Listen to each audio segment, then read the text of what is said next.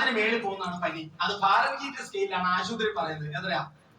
100 degree 102 degree എന്നൊക്കെ പറയുന്നത് Fahrenheit scale. അതാണ് തെർമോമീറ്ററിൽ അടയാളപ്പെടുത്തിയിരിക്കുന്നത്.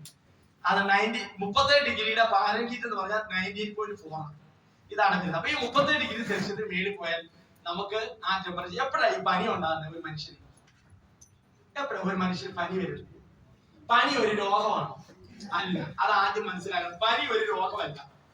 പനി എന്ന് പറയുന്നത് നമ്മുടെ ശരീരത്തിൽ ഏതോ ഒരു ഫോറിൻ ബോഡി കയറിയിട്ടുണ്ട്. അത് ബാക്ടീരിയ ആകാം, വൈറസ് ആകാം. ഈ ബാക്ടീരിയ വൈറസ് ശരീരത്തിൽ ബ്ലഡിൽ കയറി ബ്ലഡിനകത്ത് ഇത് പെരുകാൻ തുടങ്ങും. അപ്പൊ ശരീരത്തിനകത്ത് ഇമ്മ്യൂണിറ്റി ഉണ്ട്. ഇമ്മ്യൂണിറ്റിയുടെ രോഗപ്രതിരോധ ശക്തിക്ക് നിൽക്കുന്ന ഒരു സൈന്യം തന്നെ നമുക്കുണ്ട്. ഇവർ ഉടനെ ഉണർന്നിട്ട് എന്ത് ചെയ്യും?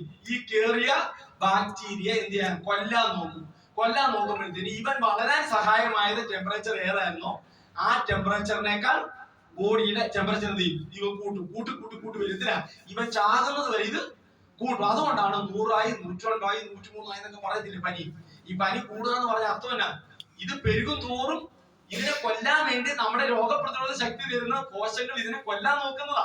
അങ്ങനെ കൂട്ടുമ്പോൾ ബ്രെയിൻ സെല്ലുകളെ ഇത് ബാധിക്കും. അതുകൊണ്ടാണ് പിള്ളേർക്ക് കോട്ട് വരുന്നത് കണ്ടിട്ടുണ്ടോ? ടെമ്പറേച്ചർ ചൂട് കൂടിയ പിള്ളേർക്ക് കോട്ട് വരും, കണ്ടിട്ടുണ്ടോ? ഫിക്സ് വരും. അതെല്ലാം ബ്രെയിൻ സെല്ലുകൾ കൊണ്ടാകുന്ന ഷോക്കാണ്. ബ്രെയിൻ സെല്ലുകളുടെ ഞാൻ നേരത്തെ പറഞ്ഞ ഇലക്ട്രോ കെമിക്കൽ ഇമ്പൾസത്തിന് പെട്ടെന്ന് മാറ്റം വന്നിട്ടാണ് ഇതുണ്ടാകുന്നത്. അപ്പൊ ഇങ്ങനെയുള്ള പ്രശ്നങ്ങൾ ഉണ്ടാവും. അപ്പൊ ഈ ചൂട് കൂട്ടുക എന്നുള്ളത് ബോഡിയിലെ ആരുടെ പണിയാണ്? രോഗപ്രതിരോധ ശക്തി. അവരറിയുന്നില്ല ബ്രെയിൻ സെല്ല് നശിക്കുമല്ലോന്നും. ഇവരുടെ പണി തന്നെ ഇതിനെ കൊല്ലണം. പക്ഷെ അതിനേക്കാൾ അപ്പുറമായി കഴിഞ്ഞാൽ രക്ഷയില്ല. അതിനാണ് നമ്മൾ ആന്റിബയോട്ടിക് ഉപയോഗിക്കും, അല്ലെ? അതിന്റെ ഇത് ഇൻഫെക്ഷന് കാരണമായത് എന്താണോ അതിന്. അപ്പൊ നമ്മുടെ പിള്ളേരൊക്കെ സ്കൂളിൽ പോകുമ്പോൾ അടുത്തിരിക്കുന്നവരെ ഈ വൈറസോ ബാക്ടീരിയ ഇങ്ങോട്ട് കയറും.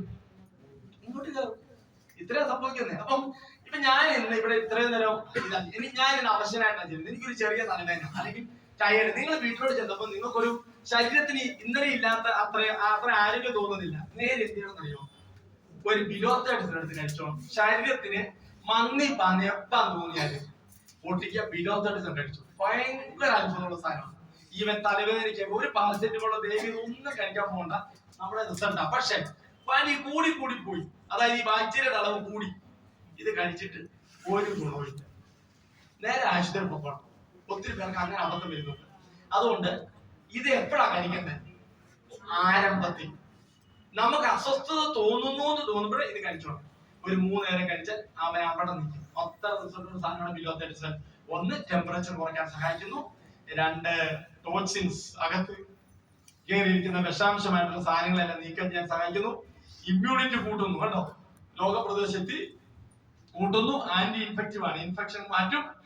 ലാസ്റ്റ് വൈറൽ ഇൻഫെക്ഷൻ, വൈറസ് ഒക്കെ കഴിഞ്ഞിട്ടുണ്ടെങ്കിൽ പോലും ഇത് നശിപ്പിക്കും. 5 ഫംഗ്ഷൻ നമ്മുടെ ബിലോത്തേഡ്സ് ചെയ്യുന്നുണ്ട്. ഈ സമയത്ത് ഈ മഴക്കാലത്ത് ഏറ്റവും കൊടുക്കാൻ പറ്റുന്ന പ്രധാനപ്പെട്ട പ്രോഡക്റ്റുകൾ ഒന്നാണ് ഏത്? ബിലോത്തേഡ്സ്. ഇതൊക്കെ പറയണം നമ്മൾ, മനസ്സിലായി? ഇത് പൊട്ടിച്ച് വെച്ച് എടുത്തു കഴിഞ്ഞാൽ അടച്ചു വെച്ചാൽ എത്ര ക്യാപ്സൂൾ ഉണ്ട്? ഇത് 60 ഒരു കോഴ്സായിട്ട് കഴിക്കേണ്ട കാര്യമില്ലുണ്ടോ? ഇതൊന്നും അങ്ങനെ കഴിക്കണ്ട. അത് ആവശ്യമുള്ളപ്പോൾ മാത്രം കഴിക്കുക, ബാക്കി അടച്ചു വെക്കുക. അടച്ചു വെച്ചാൽ അങ്ങനത്തെ ഐറ്റമാണ് ബിലോത്തേഡ്സ്.